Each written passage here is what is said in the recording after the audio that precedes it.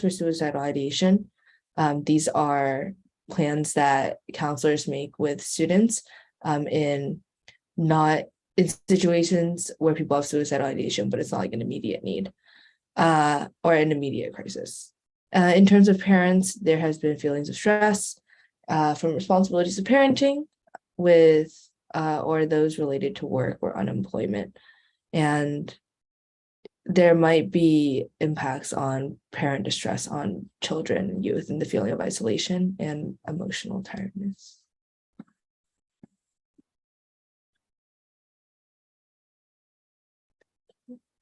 And among unsheltered residents, and we said this in the memo as well, these are behaviors observed by people who are not mental health professionals. So we spoke with those who work in the library, and there have been expressions of fears or beliefs perceived as paranoia, verbal and physical aggressions, and irate behavior, including those with racial undertones, and suspicions of possible substance use based on the behavior or like surrounding paraphernalia. And then as well as fear and pressure related to the uncertainty that people who live in vehicle residents face. And separately, in terms of a lack of special needs resources in our community, there is an increase in children who exhibit behaviors or exhibit characteristics of special needs without formal diagnoses. There is a delayed identification or uncertainty of special needs for children who miss early childhood learning in preschool or kindergarten, likely due to COVID.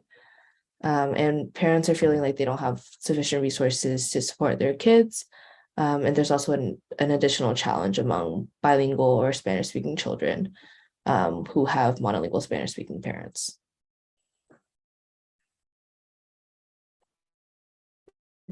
In terms of newcomers to our community, there is we saw that there's signs of social anxiety and depression due to loss of connection with their country of origin. Lots of people in crisis who do not meet the level of involuntary hold or do not want assistance. The people around them are facing the stress of waiting for the person in crisis to either meet that standard or make a decision. But one big thing that we did see is that people are willing to obtain help. So people are more open and willing and understand that they want to receive care. But as is on the next slide, there are some barriers to accessing services that we're seeing. And these barriers are either an inability to pay for services or to obtain services due to the financial impact that would come from missing work to receive care. There have been increased costs for therapy in our area and probably everywhere, which is made even more difficult by a lack of insurance or the time to find and participate in services. Some services are far away, and also lots of people are seeking these services. So there's pretty long wait times for appointments, even if you do want to seek help. In addition, the need for cultural competency and language proficiency among therapists and other licensed providers, as well as the lack of pediatric psychologists. So this relates to kind of our younger population, is something that we're seeing. There's also been a general lack of awareness of available resources and being unstably housed, the need for childcare, fear of reprisal. Overall, while stigma has decreased in the past couple of years, it's still a barrier. So that's something we need to work on combating as well. Okay, so this is the actionable part. So some of the recommendations that we came up with, seeing what all the themes and barriers are, is first for the county and trust to conduct robust research and engage in continued collaboration with Mountain View. So as you can see, there are some examples, such as scheduled locations for vans, resource fairs for hosted either by the county or attending resource fairs, so that those who, providers, mental health care providers are able to kind of see what else is in the area. Communication with high schools and continuation schools, as well as, so kind of connecting high schools and continuation schools, mental health providers, emergency assistance providers, healthcare organizations, and city programs, and bring them all kind of together in a place where people are able to just see what all the resources in our community are.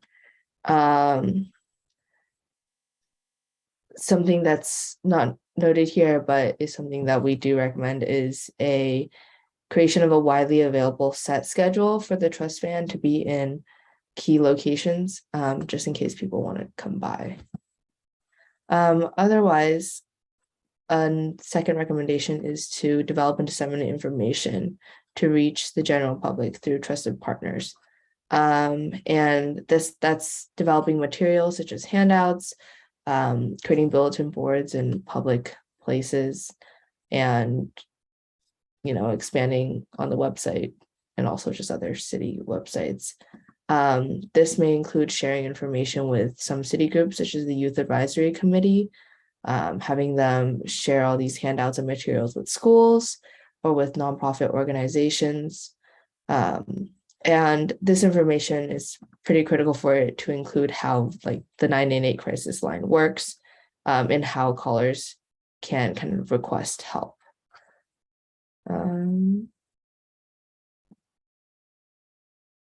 Okay.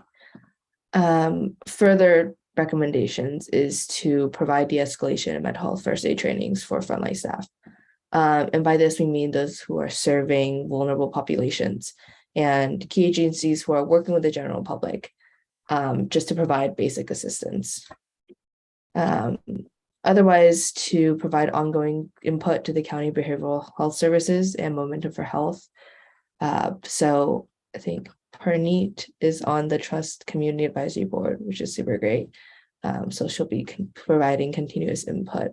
Otherwise, using the city's community-based organization network to disseminate information, and also to gather kind of what people are thinking. And in order to kind of understand what people are thinking, we want to use diverse communication methods. So that's through our city's Leadership Academy ambassadors, using different kinds of social media and ways of communication that specific language groups use. For example, for our Mandarin-speaking community, using WeChat, or for our Spanish-speaking community or other communities using WhatsApp to kind of disseminate and gather information, and then also just through in-person networks. And then a final recommendation in terms of mental health crisis response services for kids is to link Pacific Clinics and ask if there are any opportunities to coordinate with high schools on case management following 5150 placements, so that high schools are able to kind of see what's going on with the student and support them in any way they can. Cool. So I know this has kind of been a long presentation, but kind of the next steps that we're looking at is to finalize and format the community profile. So pretty much just all that we just told you, putting that in a easily understandable way. And we want to share this profile and recommendations with the county behavioral health and with Momentum for Health, who are actually providing the services. In terms of what we can do in the city, we want to implement these recommendations and kind of help spread the word. And then we will continue to monitor the program development, and Parneet and the rest of the subcommittee will kind of give feedback to the Trust Community Advisory Board.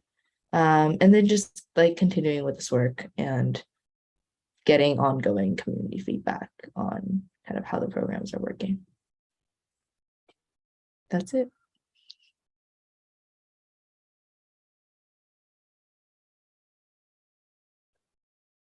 Nicely done.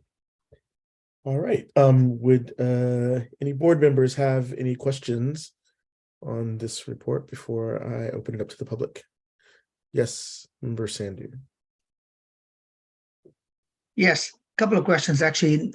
Looking at the demographics of the city households, one prominent, I'll probably sound rather biased, but I don't see where the Indians we are Asians, but we're never listed in there at all. Are we under other? That's question number one. Number two, what are the Pacific clinics? I honestly have not heard about them.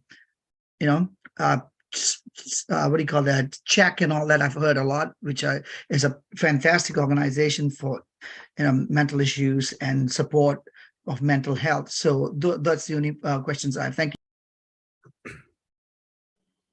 I believe that I'm sorry, Ms. Ramberg, were you going to answer? Go ahead. You go ahead. Oh, okay. I believe that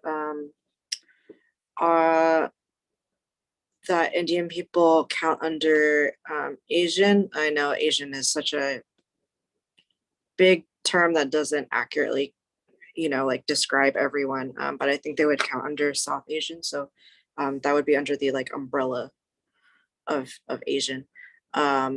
Your question about Pacific, I'm trying to scroll back down. Uplift was bought by Pacific Clinics. So that is previously Uplift handled all of our under 18 cases, but they were bought by Pacific Clinics. So Pacific Clinics is now handling that. Thank you. And through the chair and adding on to Member Tang's excellent answer, Pacific Clinics, in addition to running Uplift, which is the youth version of the mobile crisis response team, they were selected by the county to run the two other trust teams, the ones that aren't in North County, which is the San Jose team and the Gilroy team.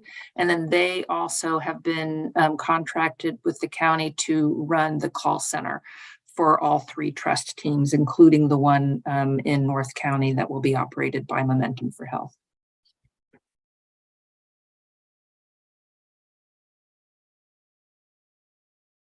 Member Brodowski. Yes, I'm curious also about the clinics that are mobile and you suggest they just hang around. Are they hanging around somewhere? Are any of them? Or what can you tell us? What can you tell us about that particular part of making people familiar with where they could go for help? Harneet, would you like to answer that, or shall I? Feel free to answer that, Ms. Ramberg. Okay. The staffing for Trust is still being recruited. They are operational now from 7 a.m. to 7 p.m. And they are in, I would say, pretty early stages of their outreach and their mobilization to be out in the community. As Vice Chair Wang mentioned, one of our recommendations is that we can help them understand here are some good places where you're likely to be more visible and therefore give people more awareness and access, but also to establish a schedule and to publicize that schedule so people know how to find them. But no, you haven't missed it. If you've been looking around wondering where the Trust van is, it isn't that omnipresent yet. Plus, the van that they are using is a more standard passenger van right now with the Trust decal on it. What they have still being prepared is a pretty tricked out, much more visible. I've been told it's mint green, although I have not seen it. And that will be really outfitted in a way that is a comfortable environment for people to have some privacy and to connect with the team for Trust, but that van is not yet launched. And so our profile, the PSAB profile and the recommendations on outreach is really perfectly timed to kind of help support them and guide them so that as they are in these early stages of getting out into the community, that they can be as successful as possible. Thank you. Ms. Ramberg, I have one question. Are there really only 15,000, 16,000 households in the city of Mountain View?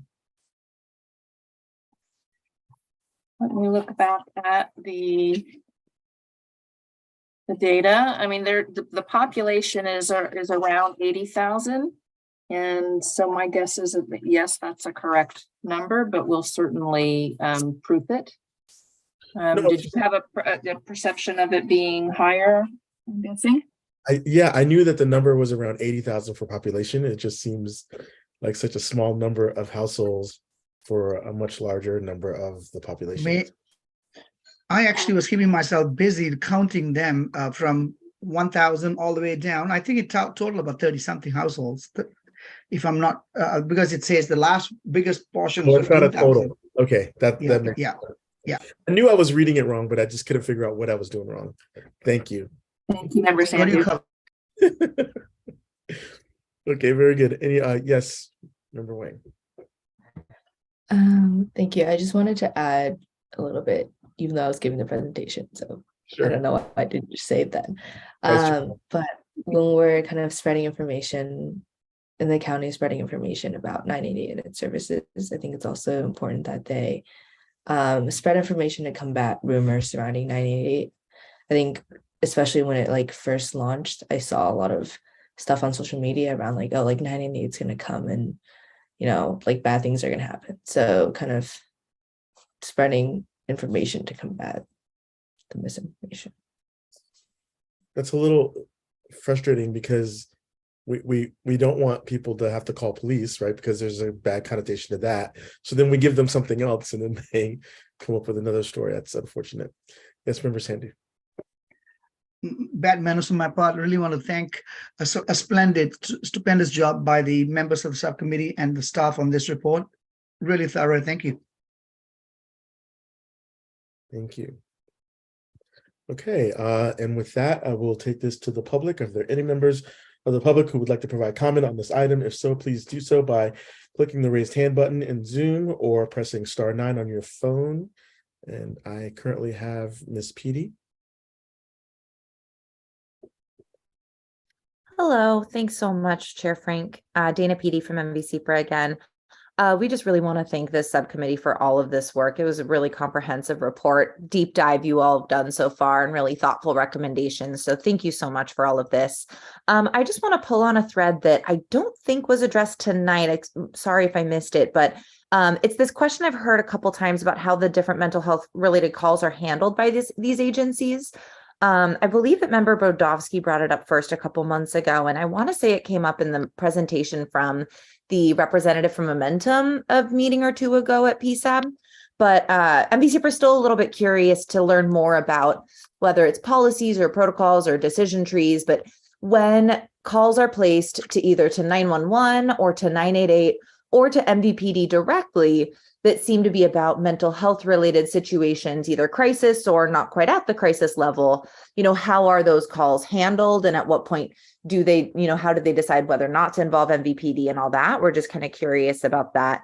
And so sorry if I missed more information about it, but it's a lingering question we have. And I've also been hearing a lot of conversation about the calls regarding enforcing the 72-hour parking ban or parking enforcement of it all. And we're also curious how mental health calls are treated either similarly or differently than calls regarding parking enforcement to, I guess that wouldn't be 988, but 911 or MVPD.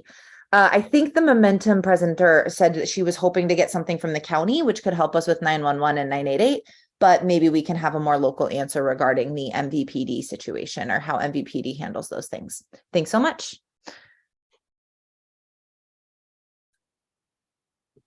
Very good. Mr. McKenzie. Thank you, Chair. Thank you, subcommittee, for a very informative report and excellent presentation. I learned a lot and I appreciate that. I want to highlight a local example that I know Stanford recently in the past year or two decided to remove having armed officers present from 5150 holds, and just want to highlight that as a local model of something that's being implemented as we look for ways to make sure that we don't have to have police responding to mental health calls and they can focus on the other aspects of public safety that they are better suited for. Just wanted to highlight that as a possible model And thank you again for an excellent presentation. Thank you, Mr. England. Thank you, Chair Frank. Bruce England, also speaking for MV-CPRA, and echo comments from the previous speakers for sure. Very interesting and helpful presentation. What I wanted to mention is that DA Rosen spoke to City Council this week on hate crimes, and it was great that he appeared and shared that information with City Council. However, the emphasis during his presentation was on law enforcement, and I wish that he had said more about the mental health aspect of it. So I have an understanding, this is secondhand, but there's somebody who's well known in the community, might know who I'm talking about, who has a tendency to have meltdowns in the community and yell at people and act inappropriately. And apparently, even though this person is well known in the community, there was an arrest made, and she was put into confinement and all of that. So that should have been a mental health crisis situation from what I've been told, but it was handled through law enforcement. So just, you all know, there is the important aspect of differentiating what is a law enforcement situation versus a mental health crisis situation. Hate crimes are awful, but there is nuance in there that needs to be paid attention to. When you report out to council, I hope that you'll make that distinction related to hate crimes, because that might be on their mind when they read your reports. Thank you. Thank you. And that will conclude the comments from the members of the public. Are there any board members who would like to have any additional comments? Okay, seeing none, moving on to item 5.2, which is the CLEAR Act State Auditor's Report on Bias and Extremism in Policing. This item will be presented by Captain Mike Canfield. Mike, take it away. Thank you, everybody. Give me a moment here to share my screen. That's the timer for speaking.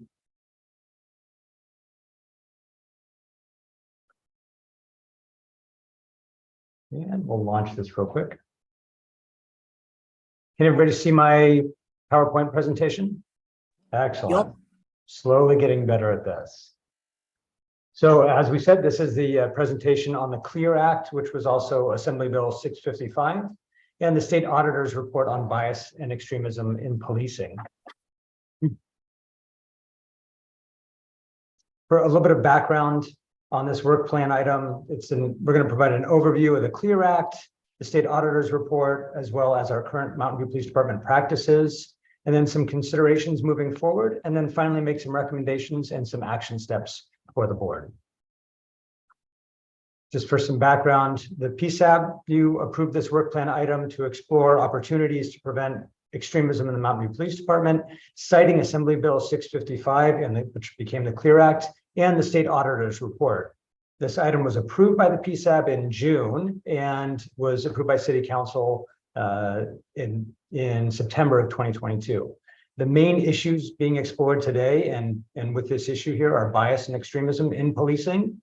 And it's important to say that the issue of bias is extremely important issue for 21st century policing, and it's important for the Mountain View Police Department. We've used external instructors and sent our own staff to principled policing classes and training to better understand bias and its effects in policing. And we have policies prohibiting biased behavior, including for speech and race and religion and other protected classes. We also, as you're familiar, brought on research fellow Alex Stevenson. He was hired by the city to examine our traffic stop data for indications of bias and to inform policy and procedure to ensure best practices.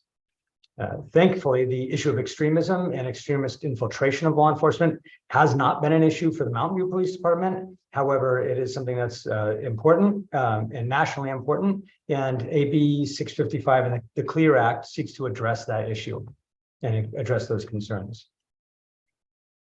For a little bit of background, the California Law Enforcement Accountability Reform Act, which is the CLEAR Act, was written following the January 6th riots at the Capitol building. And it really focused on law enforcement as a result of finding out that there were police officers present at those riots. It also cited a 2006 FBI report that indicated there was a white supremacist infiltration or attempted infiltration of law enforcement organizations across the nation. And also as a result of a number of high-profile incidents at the time, and as indicated in the Assembly bill, it was related to sheriff's departments and employees sharing text messages and emails and social media that had racist or homophobic messages, and sought to address those concerns, but certainly it's not exclusive to just sheriff's departments. The CLEAR Act seeks to ensure peace officers, which is the term it uses, but it really encompasses all types of police officers and sheriffs and even correctional folks, that police officers or peace officers are not radicalized by hate groups, and that those who are or who support hate group beliefs are prevented from being police officers from the beginning. The CLEAR Act provides standards and uniformity across a really broad and diverse state with really broad and diverse police departments. It was signed into law by our governor in September and goes into effect at the end of the year, or I'm sorry, at the beginning of next year. It includes requirements for investigations of complaints about hate group activity and public advocacy for hate groups by peace officers. That would be something like an online post would be the advocacy or support, and requires the removal from a peace officer position for any sustained complaint of membership in a hate group. And it provides some context and specifics for that. It enacts background investigation requirements that ensure all police and sheriff's departments look into membership in hate groups of or expressions of hate, including online posts, for as part of that hiring process in the background process. Because it's law, it actually provides some workable definitions and legal definitions for terms such as public expression of hate and hate group, which is very useful for us as an organization and as a police department. The CLEAR Act will provide a framework and requirements that will ensure complaints of hate or hate group association are handled uniformly at a uniform standard, and strengthens our ability to enforce sustained complaints related to hate-based associations. The bill also cleans up, just for your awareness, some inadvertent statutory issues that new legislation was enacted, kind of minimized and got in the way of some of the previous legislation designed specifically to reduce bias in policing. So they cleaned up the language in this CLEAR Act to address that issue as well. Now, the state auditor's report is much more lengthy, much longer, much more lengthy report. It was done actually in April of 2022, and the state auditor's office published this report number 105, which was basically an audit on bias and extremism in 5 large or mid-sized law enforcement agencies that were geographically spread out throughout the state. Those were the Los Angeles Sheriff's Department, San Jose, San Bernardino, Stockton police departments, and lastly, the California Department of Corrections and Rehabilitation. That would be the prison guards and also the investigators that work for the CDCR is the acronym. So if I use that acronym, forgive me. The report examined a specific selection of internal affairs investigations, department bias-related policies, their hiring practices, their racial demographics, and they looked at some 450 social media accounts of peace officers with those organizations. And although the audit found no specific membership in any hate groups, it did find that there were examples of bias in each of the 5 agencies. And that was either through examples of performance on duty or through posts on social media. In fact, there were 17 social media accounts of those 450 that either promoted negative stereotypes or contained hateful or derogatory speech. The report highlighted failures of those agencies in the following key areas. The agencies hadn't sufficiently strategized to achieve representative diversity in their recruiting and hiring. The agencies had not implemented robust community engagement strategies, nor had they trained their employees on community engagement practices. They had not established sufficient proactive processes to identify possible bias behavior, and they had not consistently conducted adequate investigations into the allegations of bias. The report, which again is very lengthy, but it provided numerous recommendations on best practices to address those key areas. Most notably, it was the the formalizing of recruiting strategies that emphasize representative diversity, formalizing community engagement strategies that connect to diverse communities, formalizing processes for early identification and intervention of potential bias indicators, structured oral board questions in a hiring process to evaluate an applicant's ability to interact with a diverse population, the establishment of a framework for consistently identifying, investigating, and tracking incidents of bias-related conduct, internal investigations, and it pointed out a shortcoming that internal investigations at these agencies into bias should have greater incorporated the reasonable appearance of bias to the public rather than the officer's own actions or representation of how bias may have influenced them. The background investigators in the hiring process, they pointed out that they should be contacting secondary references for improved assessments on bias or hate group affiliation. And also that they recommended that the background investigators do more robust social media account checks to look for bias or prejudice or hate group affiliation. They pointed out it was the auditor's opinion that it was unclear that although there was state law that prohibited employers for mandating employees or prospective employees to show their social media accounts, that it wasn't clear that that applied to law enforcement.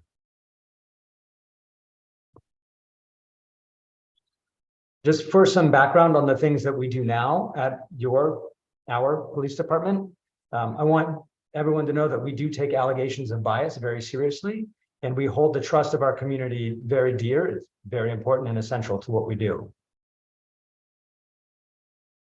And there are a number of relevant specific departmental practices and also legal requirements that currently address bias and extremism, and many issues that were already brought up in the state auditor's report.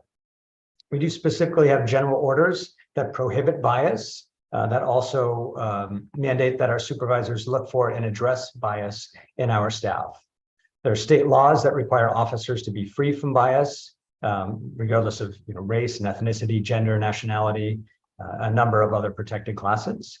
And POST, which is our Police Officer Standards of Training, that's the regulatory body for policing, currently requires that all police officers complete academy training and are deemed to be free, complete training satisfactorily, and they're free of bias and discrimination. If that's not passed, that training is not passed, then they're not capable or allowed to be police officers based on POST.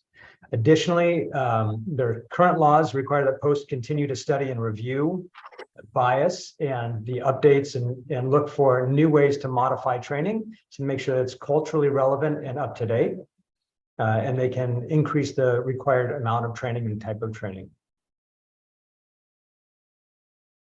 Just for some background on our internal affairs investigations, following an internal affairs investigation or an IA, existing law provides that police officers may lose their employment for serious misconduct, which includes demonstrating bias. And in fact, all sustained complaints of bias will be made available upon a public information request effective next year. Additionally, there's Senate Bill 2, which allows for POST itself to look at allegations, internal affairs investigations, including those of bias, and make their own findings regardless of what our department's finding is. So they essentially will audit our investigations and come up with their own determination. Internal affairs investigations of bias are potentially major misconduct. As you recall from some of our previous presentations, major misconduct means that if sustained, something would be essentially removed from that officer, whether it be their entire job, pay, time off, that type of thing. And all major misconduct internal affairs investigations, we created an internal board of review, and this board includes external representation from the Human Resources Department. So they're a voting member of that board. A sustained finding from that board for any major misconduct would include a review of the discipline, as well as the entire investigation by our city attorney's office. So the oversight from POST, our Human Resources Department, and our city attorney's office offers a significant amount of external review on our complaint-based processes related to bias. The police department does regularly submit to POST audits One of the main things they look at is our hiring process and our background investigations. These hiring processes are run for us through our personnel and training unit in close coordination with human resources. And that has essentially an external review or an external process manager who ensures consistency and fairness in a bias-free process for our hiring. That's internal as well as entry-level hiring. Our background investigations, those are currently done by an outside vendor, and they operate within post requirements and also both with the post guidelines and following the post recommendations, which includes searching for publicly available social media accounts and the reviewing of applicants' tattoos and of applicants' personal and professional references, including neighbors and current and former domestic partners. And like I said, the background investigators, they do look for social media accounts, which was a significant issue brought forward by the auditor's report. However, Post currently does not agree with the auditor's report and instructs background investigators who are Post certified to not request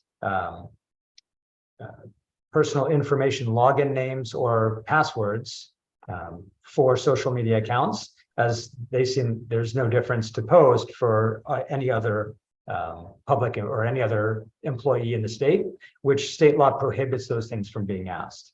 So according to Post and according to state law, there is no exception for law enforcement background investigations that would allow us to mandate somebody or even ask that somebody shares with us their social media accounts. Oh, we're moving. Here we go. Now, there are a number of considerations, but clearly there is no place for bias or extremism in our department, and we value those connections and trust with our diverse community. But while looking at this important topic, there's some really relevant considerations for the board to be aware of, such as comparing findings and identifying best practices across such a wide range of agencies that differ in size and cultures and circumstances and the issues and challenges. Although there are tenets and absolutes in policing, there's no doubt about it. There is not a one-size-fits-all model for community engagement or for best practices. You know, the CDCR is not the Mountain View Police Department. We have very different needs and very different cultures. And despite a desire or an interest for us to know everything we can about an applicant or an officer's background, we do have to adhere to the legal requirements regarding somebody's personal information, including social media. Something that's a bit complex is the iconography and the symbols of extremism. They're difficult to track and stay on top of.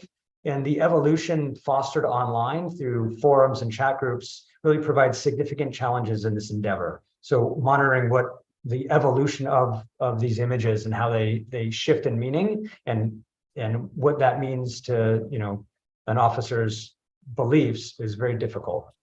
And to that point, identifying intent and meaning to this iconography and associations that often share both extremist and non-extremist beliefs may represent significant challenges. So something may be held as a symbol of both, you know, comic book fans and members of who hold an extremist view.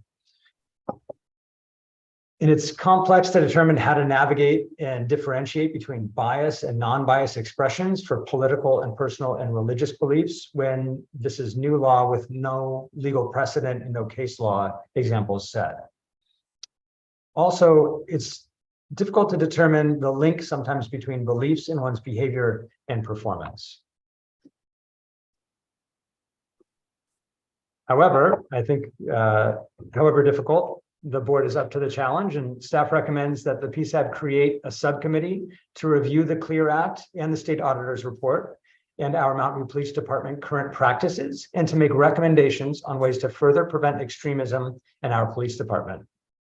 The subcommittee action steps could include the following: receiving an overview of the CLEAR Act and state auditor's report, receiving updates on the upcoming implementation of the CLEAR Act, review the police department's general orders related to bias and complaints, review the complaint investigation process related to bias, review our training related to bias and extremism, review the department's demographics and recruitment practices related to racial, ethnic, and gender diversity, and explore and develop recommendations on ways to ensure the police department is addressing bias and implementing best practices, and to provide updates and recommendations to the PSAB for consideration.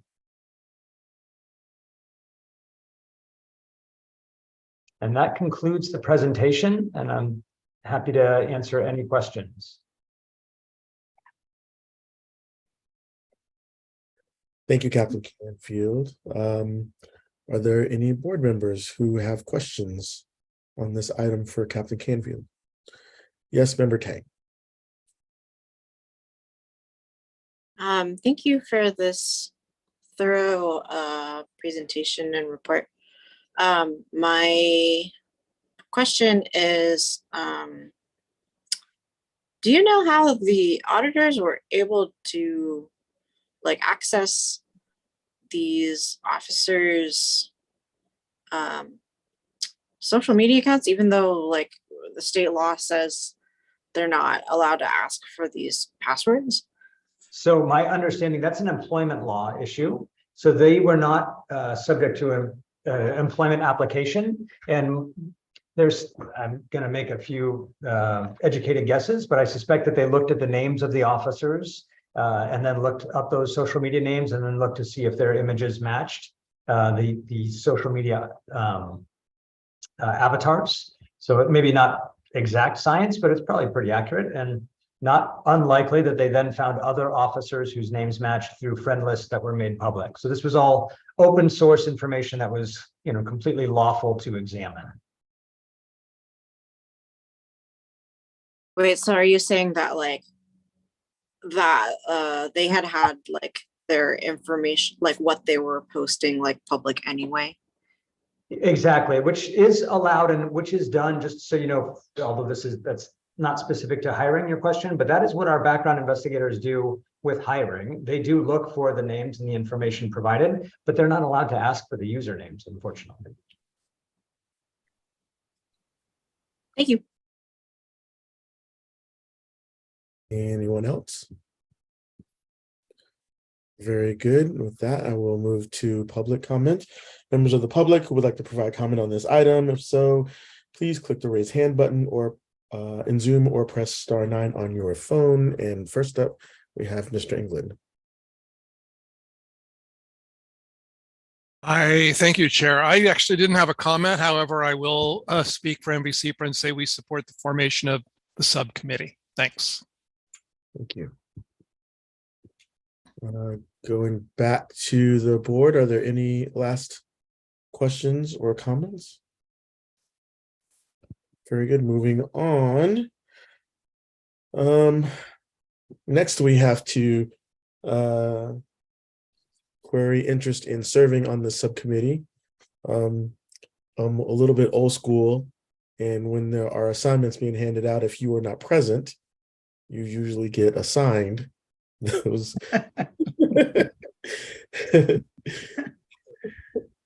So are there any hands for folks who would like to jump on this?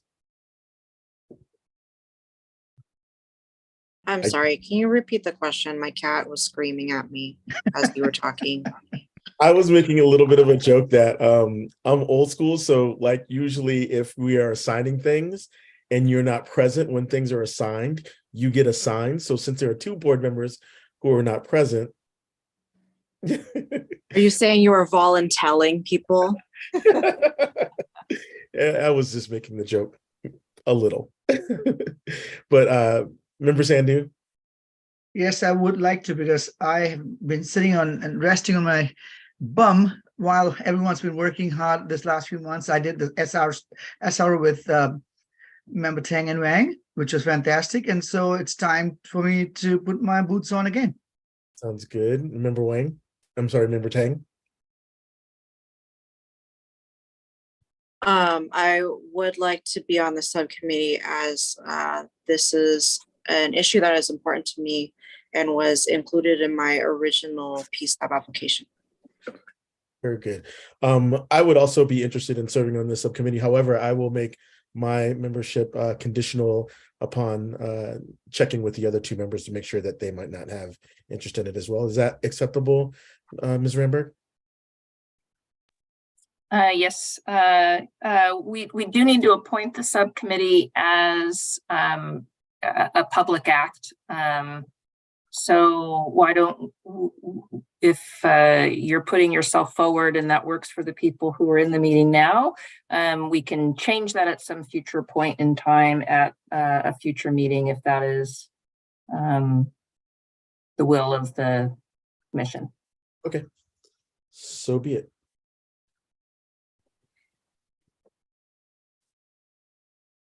Very good. I think we can move on to point 5.3, which is the Public Safety Advisory Board meeting Excuse me, schedule. Chair, I'm sorry. Member Wang's hand just went up. I Yes. thought you wanted to say something. Yes. Oh, I'm sorry. Vice Chair Wang. Thank you. No, I kind of put it up late. Yeah, I don't personally want to put myself forward for this board. I think I have too much on my plate, but I think it'd be cool, and this might also come in with 5.3, if we have kind of more consistent check-ins with all the subcommittees. I think because we're establishing quite a few, just kind of knowing what's going on with each one would be like at every meeting or something. That'd be cool. Thank you. I think all of these sort of check-ins are in our agendas, if I'm not mistaken. Ms. Renberg, is that correct? When I get to the next item, I can speak to the way that that tentative agenda list is put forward, but it is more geared towards kind of significant deliverables and not as much. There might be several months of work without a big deliverable, but could still include an update to the full council or full commission if the commission desired to have regular subcommittee updates. Understood. Is that what you're asking, Vice Chair? Yeah, I can just wait for the next agenda item. Sorry. Okay. Moving on to 5.3. This item will be presented by Assistant City Manager and Chief Operating Officer, Ms. Renberg. Thank you, Chair Frank. The purpose of this item is for PSAB to adopt meeting dates for 2023 and also to receive an update on council policy regarding absences and the planned return to in-person meetings for advisory boards in February. It's Council Policy K2 that establishes the requirement for advisory bodies to adopt an annual calendar of dates. It's this adopted calendar of dates that's then used, as I will note later on, in the determination of excused versus unexcused absences. Staff has developed and proposed in the memo in your packet a list of dates that staff feels provide for a balanced and meaningful agenda and flow of work and cadence of work over the course of 2023, providing time in between meetings for the subcommittee and staff to do their work. Also allowing for more efficiency and a reduction in total time for the administrative tasks that must be done for every meeting, regardless of what or how much is on the agenda. And then also allowing with this additional time in between meetings for that administrative work and the subcommittee preparation work to be concluded, to kind of do that counting backwards and giving ourselves more time to be able to post agenda packets and materials earlier for public review. The dates that are proposed for 2023 are 7 in total, with a meeting both in January and February, and then April, June, August, October, and December. All of the dates given are 4th Thursdays, which is our current practice, with the exception of December, given the December holiday. The PSAB can also schedule special meetings to add to that list of dates if needed. These 7 meetings for 2023 compare to the 7 meetings that were held in 2021, starting in May when the PSAB held its first meeting, and then the 8 meetings that were held in the full year of 2022. The memo also includes a list of agenda items, a tentative list based on deliverables in the PSAB's work plan. And that charts them out for the first 5 meetings, with the other meetings definitely to be scheduled as more information and work, more information is available and more work has been done to determine what the decision points or deliverables or updates would be for those last 2 meetings of 2023. As noted, I'm also providing an update on the return to in-person meetings. The first meeting in January would continue to be held fully remotely. From February on, the meetings would be fully in person, and this switch is due to the planned ending of the state of emergency, both at the state level and then the city and county and their plans to follow suit and lift the state of emergency. It's that state of emergency that has enabled there to be variances from the state's Brown Act or open meeting law. And that open meeting law has very specific requirements with regard to meeting location and the physical presence of the legislative body. Even though there's been some legislation that enables the advisory board members and council members to continue to participate remotely, it's really under very rare circumstances and limited numbers in the course of a year. As for public participation, at this point, the technical and staff capacity to host hybrid meetings that allow remote public participation is not available. If and when we are able to host hybrid meetings, that would just be for the public participation and not for advisory board members, as I mentioned, because the Brown Act does have very strict limits on that. The last thing I wanted to update you on is the council's policy with regard to absences. There have been some relatively minor changes made over the past few, year or two, but there's been a standing set of requirements around attendance in the council policy K2, and staff, myself, and previously, I don't believe we ever presented these to you in such a way that you might recall them and therefore be able to act in accordance with them. So I wanted to put in writing in that memo and then just very briefly present to you that the primary gist of the policy is that when an advisory board member knows that they will be absent, to notify the chair and staff liaison in advance of the meeting. That's important, both so that we can determine whether it's excused or not, and also to make sure we have a quorum. In that, this meeting we had 2 members out, and that still allowed us to have a quorum. But for some boards that are smaller, or if more people happened to be sick today, then we might have had to cancel the meeting if we did not have a quorum. And the other part of it is just to define what kinds of absences are considered excused and which are not. And just one point to note is that this applies to the regularly adopted schedule of meetings, i.e. the dates such as what's proposed to you this evening, and not to any special meeting dates that might be adopted subsequent to this set of regular meeting dates, so that the absences from special meetings are considered excused. So with that, I'll conclude my comments and be happy to take any questions.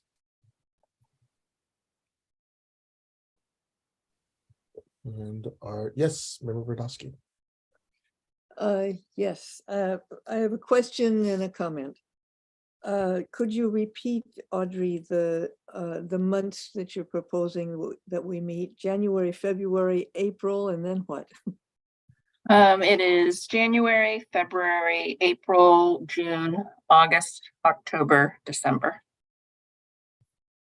Okay. And we will send, as a next step, staff would once adopted, send those adopted dates out as meeting requests so that they get right in there in your calendar. Just lock them right in. Okay, I can lock things in. I just think 7 is not very many. I'm uncomfortable with limiting our meetings to just 7 a year. But I'd like to hear what other people have to say about it. Well, you used the word limit. It's not a limit. It's just, those are the scheduled meetings, just. I'm sorry, I'm uncomfortable with scheduling just 7 and leaving it there. Member Sandu. To reply to Joan, Ms. Brodowski, it's still very good compared to when I first got on the HRC. It was once every 2 months. And my first meeting was a joint city council meeting, and they were going to disband us. And look at where the HRC is now. So once we gain good traction with what we are doing right now, and it's quite admirable that we are doing that with all our work, with all the subcommittees, we're going to be a subcommittee that council cannot do with, and I bet then we'll have monthly meetings and maybe some more important meetings to tackle issues which come up then. So I know I'm like you. I was first, when I had to read that twice, I go, why are some months missing? Which members of the staff are taking months off? But that's what I have to say. Thank you, though. Any others? I just was, I've been thinking about this a lot for the past couple of weeks, and I also wanted to sort of just anecdotally, my father served on one such board similar to ours for more than 40 years. And so just to remind everybody that this is sort of a marathon and not a sprint, and there is no hurry to do the work that we're doing because it's long-lasting work. And I think that we have plenty of time to dig into these issues and discuss things and have our meetings and have impactful meetings. And so I'm not necessarily concerned about the number of meetings, but I do like the flexibility of being able to add meetings as as we see fit. And I'm actually eyeing May being a good time to add one if we needed to. I think that would be a good time, and also August if we were, if the June meeting was meaty and we had a bunch of stuff going on. So I feel like there's plenty of opportunity to sort of increase our time together to discuss really heavy issues. And I also, recognize that this also gives our subcommittees a little more time to prepare and dig in the deep into those issues. So that would be my thoughts on it. Vice Chair Wang. I just want to add on, I also kind of support having meetings every other month, which actually I didn't realize that it's just one less meeting than we had this year or are going to have this year. So it's kind of interesting. And in addition, just kind of bringing it back to what I was saying earlier, because we are having meetings every other month, I think it'd be super helpful for us to just set aside, like, even if it's just like 5 minutes to kind of talk about what each subcommittee is doing, because we're not updating the public every month. So even if it's just like, oh, like we weren't able to do this month, or just like there are no updates, I think that's a good check-in point, just so we can kind of see what our progress is at. But other than that, I do think the schedule looks good. I also, this is a personal thing, but don't know if I'd be able to make it in person in June and August, because I'm currently looking at summer internships that are not here.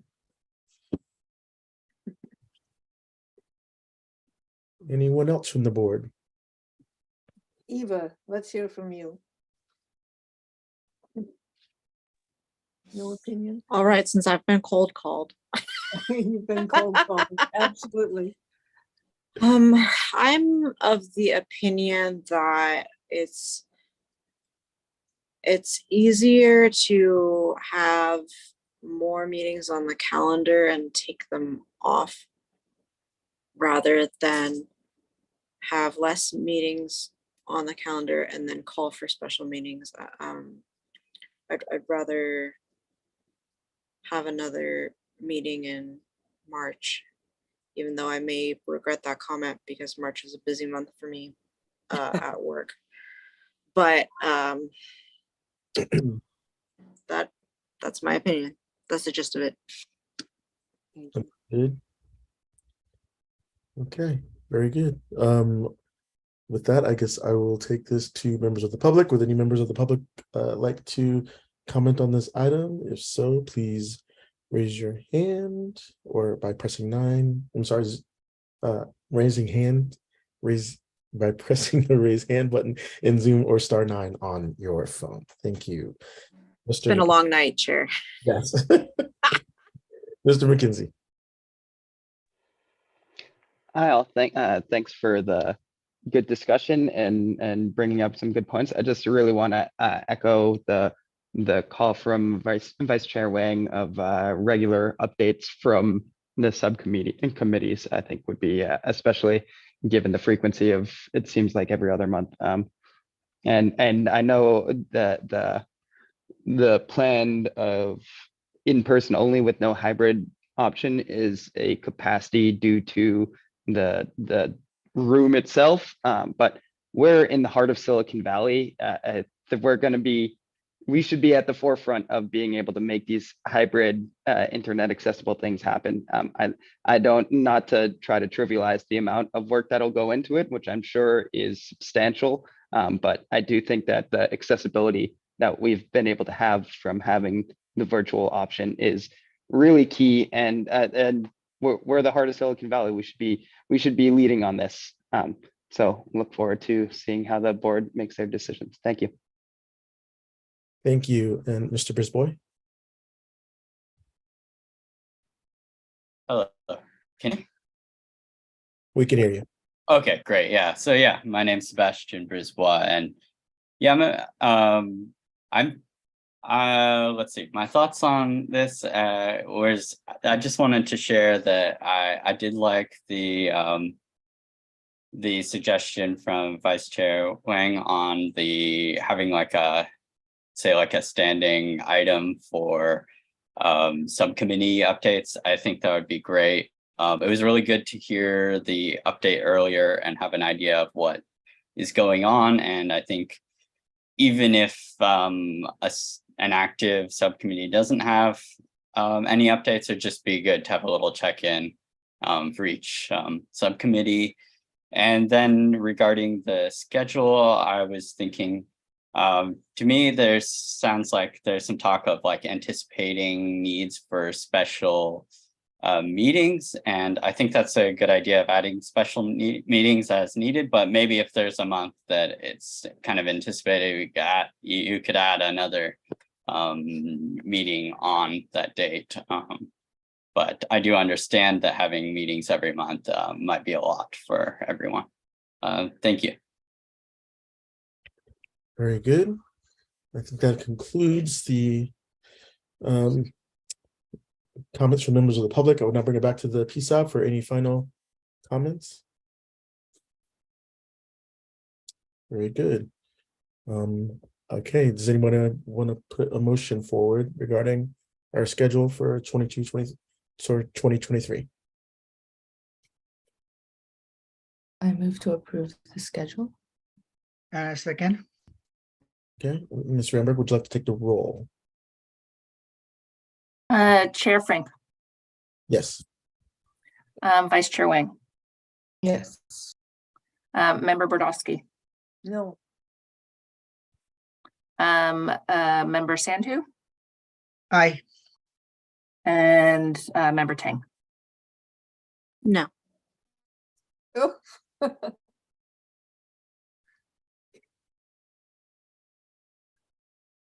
So that motion carries with a vote of 5-2. I'm sorry, 3-2 for the total of 5 people present. Please. Thank you. Very good. All right, moving on to item 6. The next item is board and staff comments, questions, and committee reports. No action will be taken on any items raised, questions raised by the PSAB at this time. Do any PSAB members have or staff have any comments or questions? We'll start with Member Tang.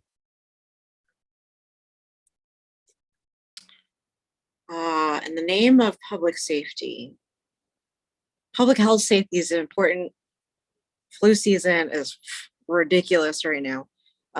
Just got my flu shot. Hope that you all do the same and wear masks.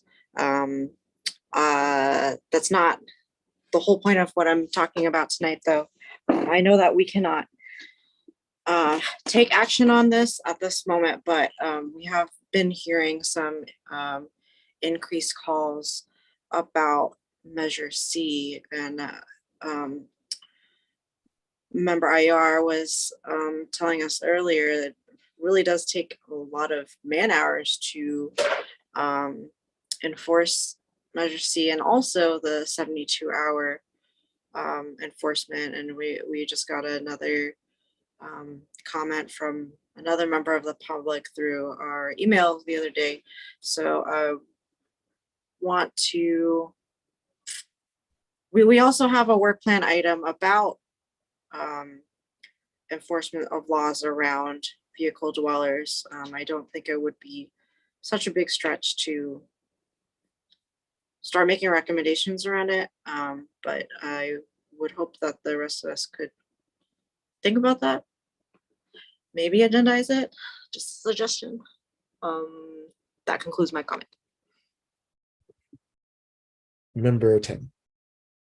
I'm sorry, Member Wang. Thank you.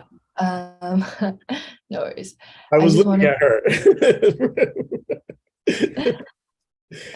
I just wanted to bring attention to one of the statistics that we saw on the slide, and what's affecting our community. The drug overdose calls did increase by 60% since when we first started taking data. And 1/5 of deaths between 2018 and 2022 were in 7 months of 2022, and that's significant. I want to bring attention to that because I think substance use disorder and overdose is a major issue in our community. And I want to make sure that we're continuing to think about that, and that hopefully we can get it on our work plan next year. Thank you. Member Sandu. Thank you, Chair. Actually, Captain Canfield, will be no action is going to be taken, but just want to share this. When someone, a citizen or anyone gets pulled over, it's frustrating. And when they get a ticket, it's double frustrating, right? But you know what's more frustrating? When this person who got the ticket goes to court because it says, please appear here. They go there and the bloody place is closed. And then they ask somebody, where do we go? They send them to another part of town. And that place is say, no, you got to go to a third place. Is there a way the citations can be updated somehow? I know a lot of citation books are already printed from the last 10 years, but if that can be updated, that'd be good. It's just good for humanity. It just makes it less frustrating and aggravating for folks. I just wanted to share those because someone I know had to go through that.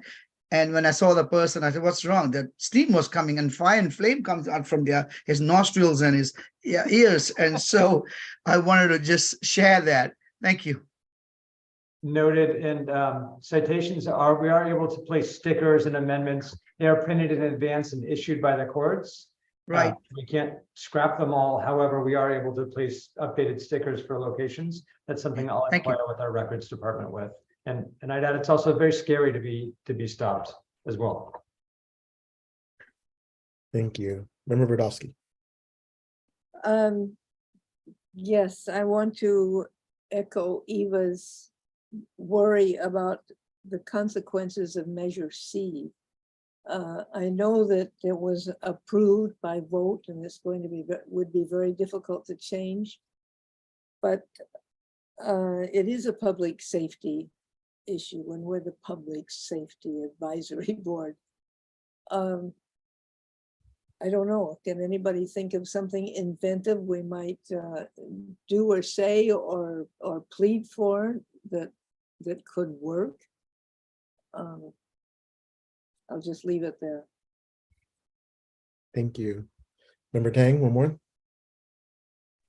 Sorry, you just can't get enough of me tonight. Vice Chair Wang did remind me that, because overdoses are going up, I have been working with people at my school to get Narcan on hand at our campus. And I recommend that, members of the public and ourselves have Narcan on hand in case we ever come across somebody that may be going through an overdose, or because fentanyl has been present in a lot of pills on the market, and pills are easy to take out in public, wherever, and God forbid if anything were to happen, it's easy to administer. It's an easy thing to have on hand to save someone's life. And given that overdoses are on the rise, we each should think about and get in the process of having it on hand. Thank you. Anyone else? Yes, Captain Canfield. Lower my hand. So along Member Tang's comments and concerns about public safety and Narcan administration and possession, understand, I would recommend that members of the community who are so inclined look at first aid and CPR courses, but understand that there are, in the administering of Narcan, concerns about how the state that somebody may come out of kind of semi-consciousness, and that if possible, if it doesn't need to be administered, it's best to have medical staff do the administering of the naloxone, the Narcan, just for everyone's safety. It can be a jarring removal from that narcotics-induced state that some people have very adverse or frustrated or even violent reactions to. So it's just something to be aware of. Certainly, I wouldn't say it should diminish one's desire to care or take care of other people, but it's just something you should be aware of before you administer Narcan, is that you might get a very bad response from somebody that's the only response they're capable of providing at that moment. And I would always advocate for CPR and first aid training as well. Additionally, I wanted to provide a quick update on our MOU for the Mountain View Los Altos High School District. That is signed and in place. And the MOU for the Mountain View Wisman School District is under kind of finalized review. And I'm hoping it will be done at the end of the month. Sometimes those are on multiple schedules, but we're optimistic that we should have it back to us for circulating for signatures, hopefully by the end of the month. But I'll certainly keep everyone posted. Additionally, I wanted to share a little bit of information. Chief Shung, Chris, was recently selected from by the president of the International Association of Chiefs of Police to be the co-chair of a fairly large and important board, which is the Human and Civil Rights Committee. So that I think he's co-chairing that with the Seattle Police Chief, and it's 30 different agencies, some international, but really mostly really very relevant to what's going on in our communities in America. And it'll cover issues of kind of major initiatives that the association's related to with hate crimes and constitutional policing, youth rights, education engagement, and of course, complicated best practices. So I was pretty excited for that. If you see Chris or Chief Shung, please congratulate him. But I think we're going to get a lot out of that. Selfishly, I think, although it's great for Chris, it's really great for the Mountain View Police Department and for our community. So it'll be exciting to see what initiatives and what everyone is bringing across the country and really the world to that table. Congratulations. Member Brodowski. Yes, Mike, could you repeat what Chief Shung will be the chair of? Yes, it's the International Association of Chiefs of Police. We call it the IACP. He'll be the co-chair of the Human and Civil Rights Committee. He'll be there with Chief, I do have it written down, the Seattle Police Chief, Chief Adrian Diaz. That sounds very, very important. Really significant work. What other countries are in it? Are we talking about 100 countries or 5? No, I don't know if it's 100, but there are certainly a lot of other nations that are present. But a lot of the work, I think much of the work that's done by the IACP has a lot of very specific and relevant issues related to policing in the United States. So although it is an international association, it's not lofty in its approach. My guess, I'm sure there's lots of international police agencies, but I think they get a lot of inspiration and direction from many of the large and forward-thinking police departments in the United States, although I'm sure there are other wonderful agencies in other countries as well. Thank you. Very good. All right, everybody. I will offer one last piece of advice. Wear your masks if you're inside, please, because it's going around. And with that, I think we can adjourn. If I might, since we don't meet in December, just want to wish everybody the happiest of holidays, both next week and next month. Yes, same. You all in January. And if anybody wants to join me for a drink, just get hold of me. I'll be back in a couple of weeks. Have a great one. Be safe.